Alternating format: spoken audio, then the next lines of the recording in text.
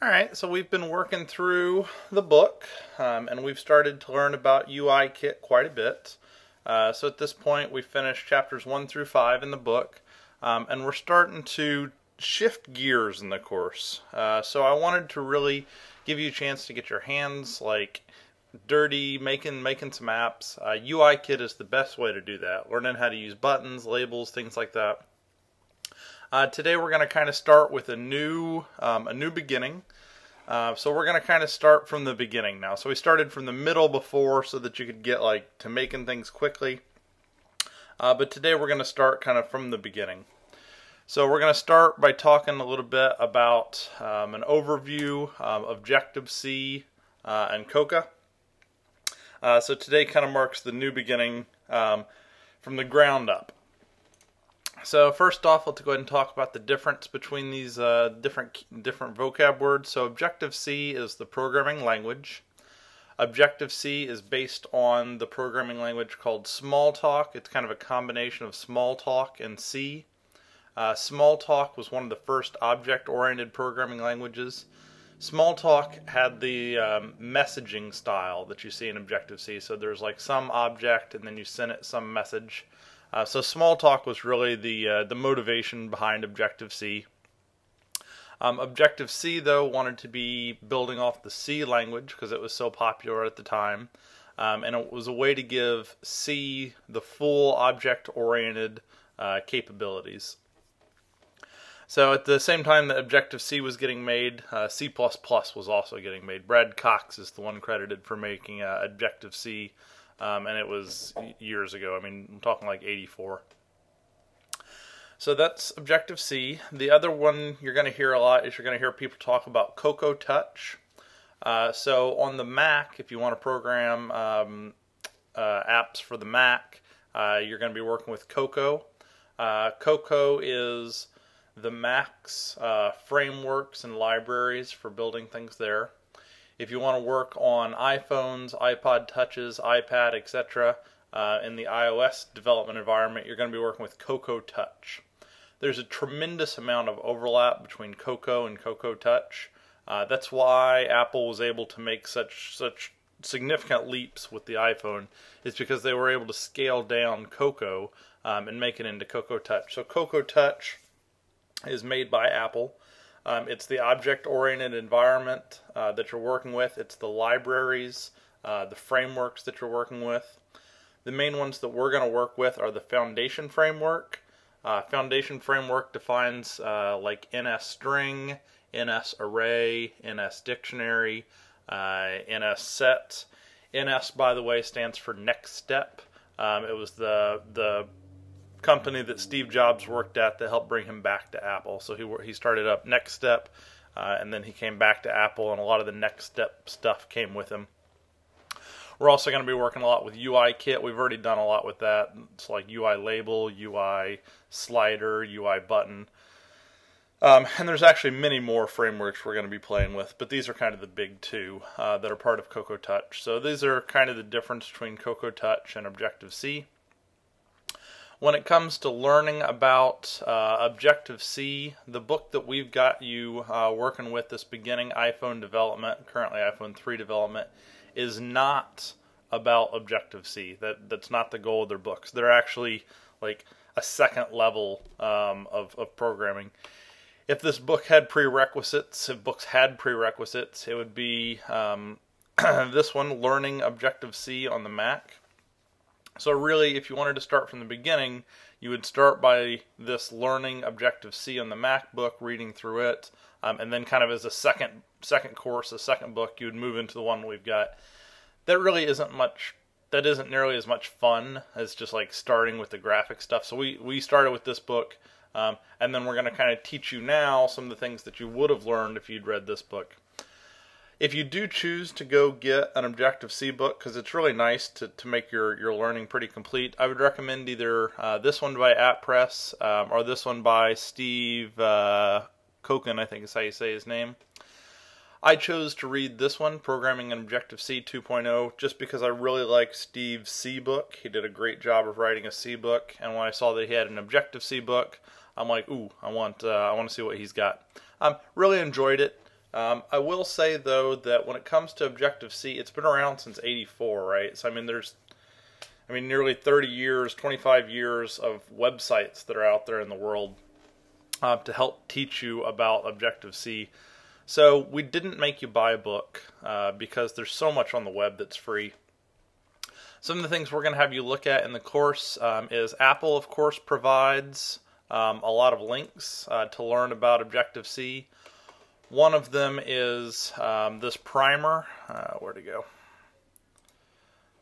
So let's, there's a little primer. It's a little one-page primer. I'm going to have you take a quiz about it. It's kind of a one-page summary introduction to learning Objective-C, sorry. And also in here you can click on the full link to the Objective-C programming language. And this is, lots of information about Objective-C. So information about defining classes, allocating and initializing objects, categories, fast enumeration, selectors, lots of good information that Apple provides. I will say that some of Apple's stuff is a little harder to read sometimes, so I really like third-party websites as well. This one I thought was pretty good. This is a website on Objective-C for beginners, so it's a beginner's guide to Objective-C. There's a lot of great information here. You can just download the tutorial and see some of the information that's in here. And then I haven't looked at this one yet, but I found this website as well, and I thought I'd put it up as well. It's the Object-Oriented Programming and Objective-C language. So there's so much online about Objective-C that you could learn. There was no reason to make you buy a textbook for it. So let's go ahead and keep going. In addition to learning about Objective-C, you also want to learn about Cocoa Touch. To learn about Cocoa Touch, you can read Apple's documentation. There's a lot of information about Cocoa Touch that you can read in Apple's documentation. If you click on the electronic version of this, you can click on all these links and it'll take you places. But really the place where you learn about Cocoa Touch is within the help. So like, I learn by doing. That's just how I learn best, right? So I was like, oh, I need to figure out how to do this. I go into help, I figure it out.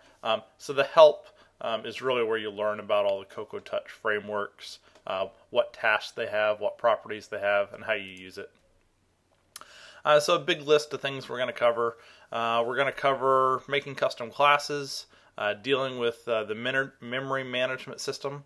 There is no garbage collector in iOS, so you're going to be responsible for your memory. Anytime you make something, it's made on the heap, and you're going to be responsible to make sure it gets kicked off the heap at an appropriate time. Going to learn about allocation and initialization. So this is how you kind of start off when you're making an object. Going to do some things with inheritance and polymorphism. I'm assuming that you come from a background of Java where you already get the concepts. We're just going to show you how to use it in Objective-C. One new thing that Objective-C introduces that other languages don't have is a thing called categories. You can add more methods to even an existing class with a category. Kind of some neat things you can do there, so we'll talk about that. Fast enumeration, just kind of a topic from a lot of languages, using selectors. In addition, we'll try to get through some topics in Cocoa Touch, trying to learn the basics of foundation framework. So strings, arrays, sets, dictionaries, dates, other C primitive types. And we're also going to try to look at the tools. We're going to try to use the debugger a little bit more to learn about the debugger. Going to learn about the instruments tools, leaks, a few others. There's a static analyzer, which is cool, and we're going to be working with unit testing. So this is kind of the current phase of the class we're in, learning about some of these things. To kind of get us started off, what we're going to learn about is we're going to make a class. It's going to be called the fraction class. And it's going to have a bunch of methods. We're going to learn about unit testing. We're going to learn about allocation. So let's go ahead and get started. So we're going to make a fraction class. And I went ahead and broke this up into a separate lecture slides.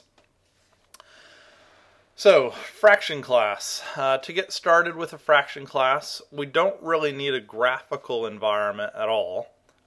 So really we just want to work with some console systems. So let's go ahead and open up Xcode. And we're going to have you use a different project template than you've seen before. Instead of an iOS template, for the stuff we're doing now, iOS and the Mac OS are really, really similar. And since we don't really need any of the graphical things, we're just going to say make a Mac OS command line tool template. And it's just going to be based on the foundation, so we don't even really need anything else. So go ahead and click on Choose to make this type of app. And let's go ahead and I'll pick a good place to put it. And so I'm going to go ahead and put it into a projects folder. Nice to try to stay organized. And I'm going to call it Fun with Fractions. If some reason you had trouble finding this template, feel free to just use a plain old window-based iOS application template. And any code that we put into main, just put your code into the application did finish launching with options. So if for some reason you have trouble following the steps I just did, just put it into application did finish launching with options. So if you're looking at this template, everything did come through right. You'll notice that there are far fewer classes. There's far fewer folders. There's a lot less going on, right? It's a much simpler template. So there's still the pre-compiled header files, which brings in Foundation. That's just like it was before it brought in Foundation and UIKit. There's a main method. The difference here is that this time we're going to make changes directly into main. So before main, what main did is it called that UI main application, and it made a UI application, and the application made a delegate and all sorts of stuff. Here, none of that's happening. So you can see that you could just change this if you wanted. So let's go ahead and change it to say your name. So I'll just go ahead and make it say Dave Fisher. I always go by Dave. And so if you save it, it should build at this point. So you can hit Control B and it'll build. And then if you want to run it, it's just like it was before. So I said Control B, I meant to say Command B. If you want to run it, you can hit Command Return, and then I'll run it. You could also click on Build and Run at the top. When you run it, it feels like not much happens. So let's go ahead and open up the console log. I usually open it up with Command Shift R, and that'll bring it up. You can also bring it up from the menu. There's all sorts of ways to do it. And you can see that the console log displays Dave Fisher. That's because I logged the message Dave Fisher. And you could say whatever you wanted. So we're going to use this area to make a new class. That new class is going to be called the fraction class. So let's go ahead and make the files. So right click on the source folder, say add new file. And what we're going to do is we're going to make a, so you can make a CocoaTouch class of an NS object, or it'll do the exact same thing. You can make a Cocoa class for the NS object. It doesn't matter which you pick. Just because I'm going to do everything with Mac OS X, I'm going to go ahead and pick the one that's down here. And just call it fraction. So now we've made a new header and implementation file. So you can see the implementation file. It brought in Cocoa. I would have expected it to bring in Foundation. I guess there was a difference between which one you brought in. That's interesting. I lied to you. But you can see it really didn't add much, right? So it added the words implementation, and it added the words interface, and then it imported something. I don't think it matters if you bring in Cocoa or Foundation. Let's build it and make sure that it doesn't complain. Okay. It'll bring in Foundation and the pre-compiled headers anyway. Or should. Cool. So this fraction class that we're going to make. Let's go ahead and start off by giving it two Ivars. We're going to give it the Ivars numerator and denominator. You can see I'm going to steal code from the slides a lot just to kind of make it faster for me to type. If you want to follow along, you should have the electronic version. You can play along too. So a fraction has a numerator and a denominator. The types for the fraction, we could have made it an int. That would have been fine. But I chose to make it an NS integer. If you want to see what an NS integer is, you can hold down Command and double click on it, and you can see that an NS integer in this platform is defined as a long, whereas in another platform it might just be defined as an int. What an NS integer does is it uses the native size. So if you're working on a 32-bit processor, it tries to pick a 32-bit integer, as I think what it does. And then if you're working on another processor, so it'll try to pick the most efficient size. I think that's what it does. But at any rate, it's just an integer type. I may have lied to you there, but it's an integer type. What you'll notice though is that there's no pointer. It is not an object. It is just a primitive type. It's just it's a fancy way of saying int, is basically what it is. And then there are a few minor advantages to help with making your code more flexible in the future. In addition to the Ivars, we're also going to make a designated initializer. So our initializer is going to be init fraction with numerator and denominator. So what this is going to be used for is whenever we're making a fraction. This is, just like a constructor in Java, basically. You're going to pass in a numerator and a denominator. It's going to use those to construct your fraction. The return type is interesting for initializers. It's actually just id. You would probably think that the return type would be fraction star because it's returning a pointer to a fraction. But instead of being specific to saying it's a fraction pointer, they just say ID. ID is the most generic. It's kind of like a void star. It's a very generic pointer. But they do that just in case, like, there's a subclass that calls its superclass as initializer. So instead of like being bound to a certain type, it just is ID. Cool. So that's what's going to be in the header. And then if we want to actually have this do something, we're going to need to implement this function. So into the implementation file, we're going to add the implementation of this initializer. So what we're doing in this initializer is this is a style that you're going to get used to seeing. The first thing is we call superinit, and we make sure that superinit actually returns something. So if you're just getting started and you don't like seeing all this in one line, what we could really say is we could say call super, and then make sure self is not nil. So the reason that we do this is we just say call super, have it return self. If something went wrong, then don't try to initialize self. So if something went wrong, just return nil is what we're doing here.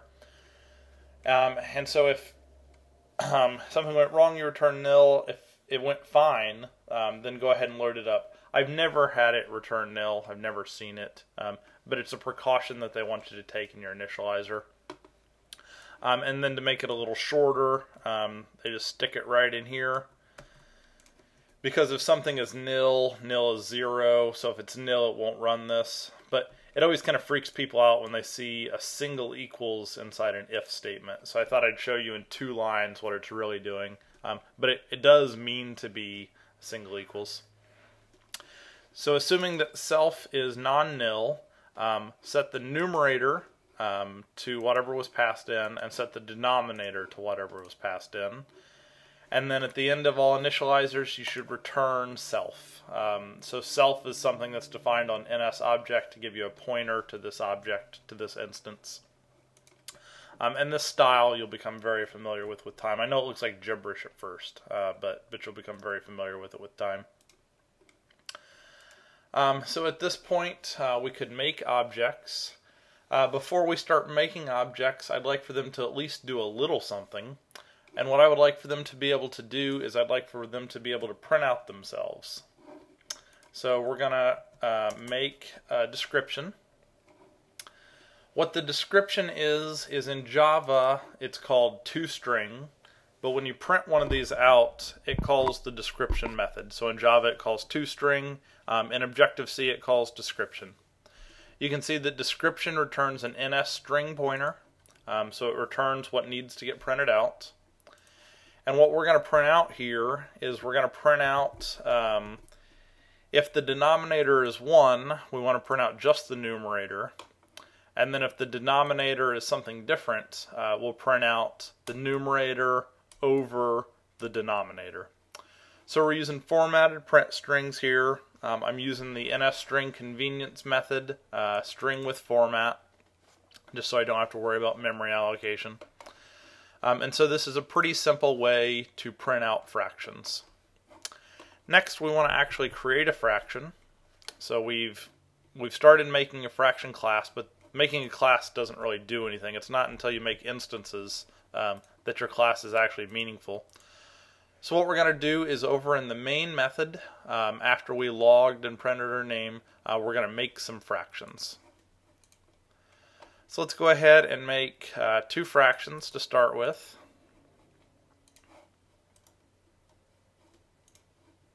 So we're going to go ahead and make a fraction. So we're going to say I've got a fraction pointer called F1. So F1 is going to point to an object. And what I'm going to do, the way you create new objects, is you call the class method alloc. Every class has a method called alloc. What alloc does is alloc goes and it makes the object on the heap. So the pointer, F1, actually goes on the stack, but the object goes onto the heap. And so every class knows how to have an alloc. It's built in. It just kind of happens magic for you. And what it does is it looks at the Ivars to decide how much space there needs to be on the heap. And when you alloc something, a couple things happen. First, it knows what type of class it is, so it puts that onto the heap. So it's got an isa pointer to know what type of class it is. It makes space for the Ivars, so in this case it makes space for the numerator, it makes space for the denominator. It also starts up a retain count. We'll get into retain counts more when we get to a video about memory management, but I kind of have to tell you a little bit about it now.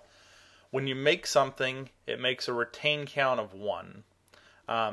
Objects exist on the heap so long as the retain count is greater than 0. And then everybody that cares about an object can increase the retain count, and it won't go away until its retain count is 0. And the way you increase and decrease a retain count is if you want to increase it, you say retain. If you want to decrease it, you say release. So here, just a few lines later, you can see that I release it. And what that does is that this puts its retain count to 1, and then this puts its retain count back to 0. And then after this point, F1 is gone, right? So it's been removed from the heap because this made it go to 0. When it hits 0, it's gone. All right, so looking back through, so this created the object. So this actually created the instance. And then from here, we've called an instance method. You can tell it's an instance method because it starts with a single minus sign instead of a plus. So a dash is for instance methods. And we've called init with numerator, and we've also passed a denominator. So here we've created the fraction 3/4. So let's start with just that one real quick. I'll comment this one out for just a second. He yelled at me because I forgot to import the fraction header. So let's go ahead and import fraction.h. That's an important step. Oops, I typed it wrong. Fraction.h. And so now it should build. Oh, it says no init with numerator method found. Looks like I have a typo somewhere. Oh, my slides were wrong. They say init fraction, and they should have just said init with. Sorry, I changed that before the video lecture, but I forgot to update the slides. Cool. So now it's init with numerator. I decided that was a better name than init fraction with numerator. So now we should be able to run it. And when we run it, if you look in the log message, you can see that it prints out f1 equals 3/4. The way it did this is we logged the message. Inside the message log, we said this %at. What %at really does is it says, call the description method. It's kind of one of these built-in things. So Java uses toString, Objective-C uses description. So this says, hey, use the description method, and then what the description method does for us is it's the one that did it gave us a string to put in there. Cool, so we've created our initializer. This is going to be what's called our designated initializer, which means that any other initializers will call this one. Let's go ahead and look at a few more issues and problems. So I went ahead and made a second fraction here that's going to illustrate some issues we're going to have. And if you run it with this guy, you can see that it does a few things that I didn't really want. It says that the fraction is 10 over -5. What I would like to do, and it's pretty common in fraction classes, is I'd like to make a couple rules. The first rule is fractions are always reduced. So it wouldn't say 10 over 5. It would just be 2, right? So it's going to always reduce fractions. Another rule that that we're going to make is we're going to say that denominators are always positive. So I don't really like the way this looks. So anytime that there's a negative in the denominator, we could always bring it up to the numerator. And if they're both negative, well then that makes a positive, right? So I want this to, instead of printing out 10/5, I want this to print out, when I succeed, I just want this to print out 2. And this one already prints out 3/4. Sorry, not 2, -2. So whenever I succeed in getting this ready, I want this to say, not this, I want this to say -2. So let's go see if we can make that happen. So inside of our init with numerator method, we're going to do a couple things. We're going to reduce the fraction. In order to reduce a fraction, you need to figure out what its greatest common divisor is. So we're going to make a method to help us out. And this method is going to be called GCD, which stands for greatest common divisor, for integer, first integer, second integer. So there is an algorithm for finding the greatest common divisor, which I don't really know why it works, but I know that it does work. If you want a proof for why this works, there are other classes at Rose-Hulman that explain why this proof works. We're going to consider it magic. It's just you pass it 2 integers, 2 positive integers, that's important. If you pass it 2 positive integers, it'll tell you the greatest common divisor. It works just kind of like magic as far as we're concerned. It's an internal method. I like to put my internal methods at the bottom. That is kind of nice because there's a way for grouping. But the downside is if you want to call an internal method, you have to have it defined before you can use it. So what we're going to do is we're going to add a prototype. I'll finish typing it here and then you can copy it. So we're going to add a prototype. And the prototype is the function signature line with a semicolon at the end. And technically what we're doing here is we've already shown you a category. I said we weren't going to use categories till later, but this is technically a category. So you say at interface to make a category. You give it the same name as the original interface. So the original interface was called fraction, so the class name. And then what makes it a category is you say in parentheses which category it is. Most of the time you'll see categories that have names. So like we could say the name of this category is internal. But the style that I use and the style a lot of people use is your internal one, it just has no name. So you just leave it blank for this category. And so what this will do is this will help avoid compiler warnings. So we want to use this GCD method inside our initializer so that these, instead of just like setting them, we want it to be reduced. So what we're going to do is we're just going to go ahead and grab this new initializer. You can see I fixed the name finally. And I'm just going to blow away the old one with the new one. I'll tell you what, I'll comment it out at first so you can see the differences.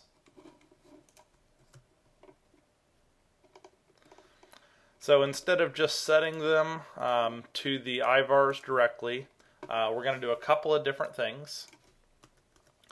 The first thing we're going to do, I should have talked about this, let's do it now, is what do you do if somebody wants to set a denominator to 0? Most programming languages, what you do, so like if you're doing this in Java, is Java's really big into exception handling, and you would probably throw an arithmetic exception, and then someone else would catch the arithmetic exception. In Objective-C, there is exception handling. It exists, but nobody uses it. It's crazy. Nobody does exception handling when they're making apps. What people do is if you've got a case that's out of the norm, just if you get a denominator of 0, we're just going to not make an object for it. So if you try to pass me a denominator of 0, I'm going to return nil, which means I'm not making an object, I'm not putting anything on the heap.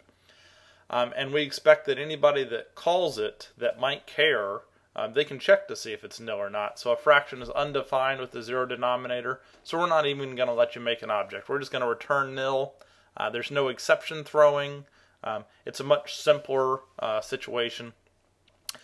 In the Apple videos, they say they only use exceptions for exceptional situations, like programmer error, which I thought was funny. Most exceptions cause your program to crash, so don't throw exceptions in general. Cool, so that deals with the exception. Let's look at the main body of the function.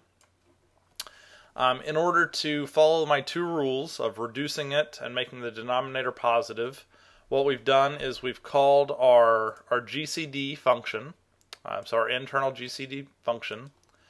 We've passed it the numerator as positive, so we've actually just used, this is just a C function called ABS. The nice thing about Objective-C is it's an extension of C, so anything you could have done in C, you can also do in Objective-C. I'll go and stick it on one line because it fits here. And then I also passed the denominator. That gives me the greatest common divisor. I called it factor.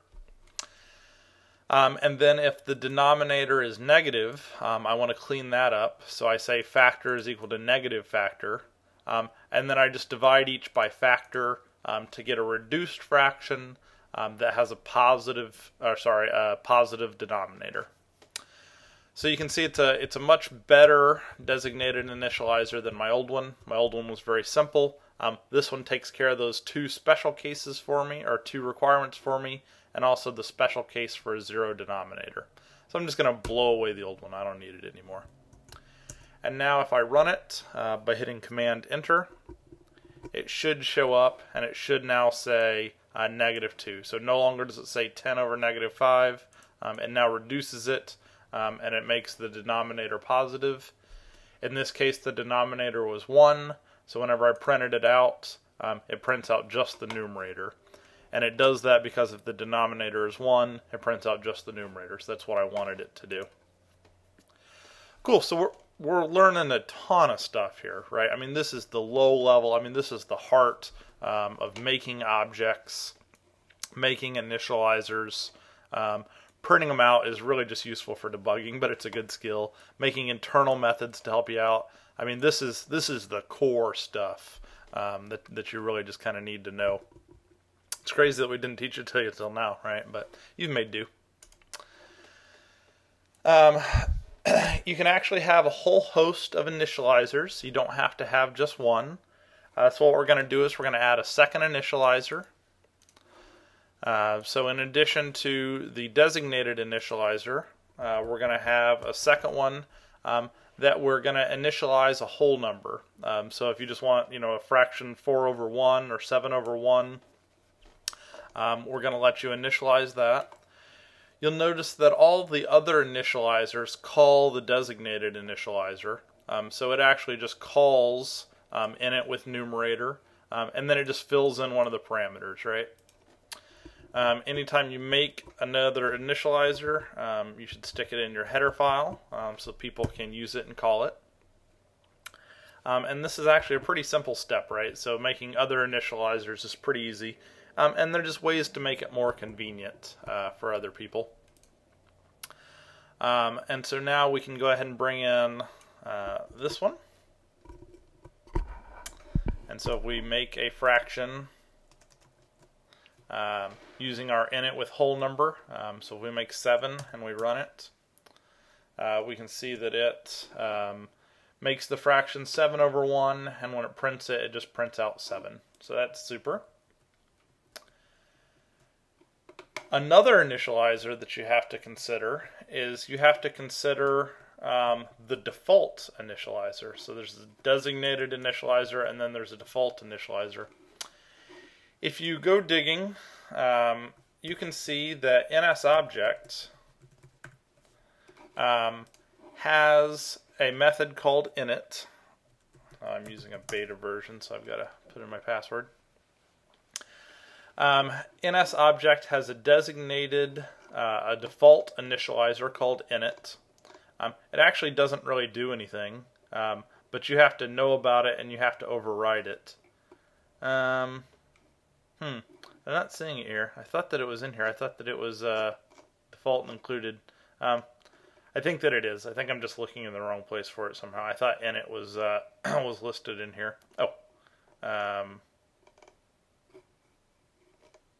Oh well, I thought it was in here somewhere. I'm sure I just having trouble finding it. Too many hits. So there's a designated initializer called init, and if you want to call the most simple initializer, you can always use init.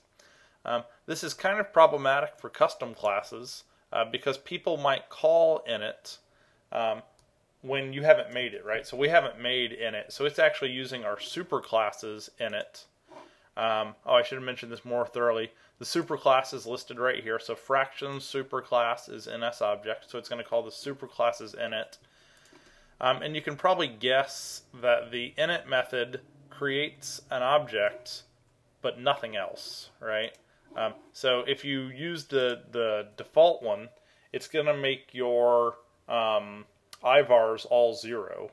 So if we look and see what this did, F4, it just made the numerator 0 and the denominator 0. That's not what you want, right? So it's kind of the responsibility of when you make a custom class, you should probably always override the default initializer and make it do something. So you can see by my parentheses here, what I want it to do is I want it to just return 1 over 1. So I just wanted to make a really simple fraction. So what we're going to need to do is we're going to need to override the default initializer, and we're going to make it call the designated initializer. I'm going to stick this down here into the NS overrides area. And I'm just going to, if somebody calls init, I'm just going to use the designated initializer to make a fraction that's 1 over 1. So now if I run it again, look at my console log, you can see that now that's fixed. So I've overridden just the plain old init method. And that's just good practice. I will say that if you're the one who's using your class and you know that you're not going to call init, then you don't have to override it. But in general, you should get in the habit of doing that. Cool, so those are the initializers. Let's start talking about another type of initializer. There's often convenience initializers that are class methods. So let's go ahead and we're going to make 4 of them total. Let's go ahead and update our header first.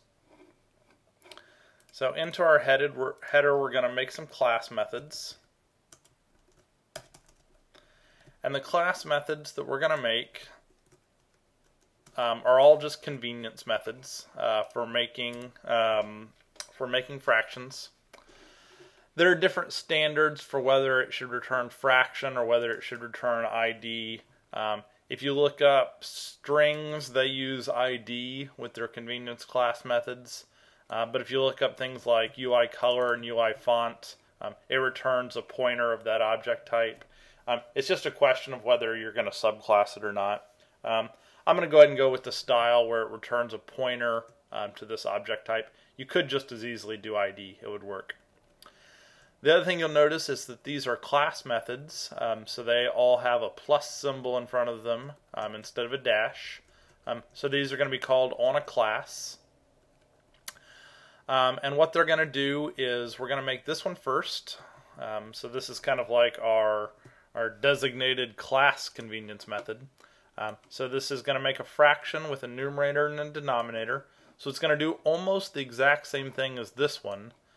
The only difference is memory management. So let's write it and then we'll talk about it more. So in order to write this guy, we're going to, we'll just make a section up here for class methods. I like to use these pound pragma mark things just to keep my code cleaner. And when I say code cleaner, I use the drop-down list a lot. So let's just go ahead and say those are class methods, and then here are a bunch of instance methods. And all this does is just, if you click in this area, it adds these bold titles and then also these horizontal lines, but it makes it much easier to like navigate for like, here are my internal methods, here are my NS object overrides, here are my instance methods. Cool. So the function that we just wrote here, what it does is it creates an auto-released object. So auto-released objects, what that does is you can see that it uses the designated initializer to create a fraction, and then after that it calls auto-release on it. What auto-release does is auto-release puts someone into the auto-release pool. In this function, it's very easy to see the auto-release pool. So what the auto-release pool is the auto-release pool is a collection of pointers to objects. Actually, it's a bunch of pointers to objects. So it's objects on the heap that are in this pool. And then whenever you call pool release or pool drain, all of those objects get a release method. So here you can see that we called release specifically. Another thing that we could have done here for any of these is we could have, instead of saying release, we could say auto-release.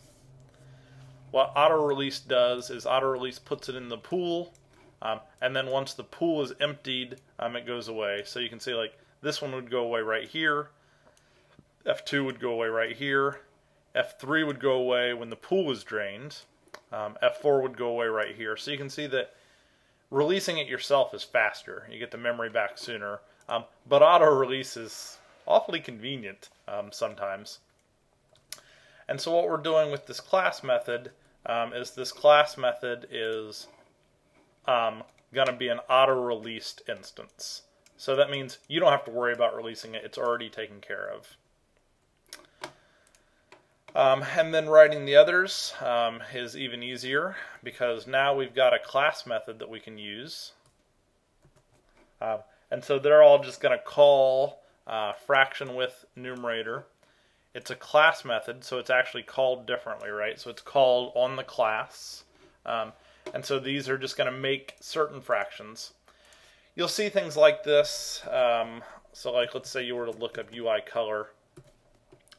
So UI color makes a lot of different color class convenience method. So like there's black color, gray color, red color. So these are just convenience method, and that's what we're doing here, right? So it's just going to return an object with those properties, right? So it's a way to make life easier. Let's go ahead and see the code to use these convenience methods. So we've made a couple of them here. So if we wanted to make some of these guys, if we wanted to make 1, 0, or any fraction we wanted to, The thing that you'll notice about these is that there's no release, right? If we had a release, that would be a problem because it's already in the auto release pool. So if we released it, so let's say we did this F7 release, that's going to cause trouble, right? When you run it. So if you try to run it, you can see it says it finished with sigbat.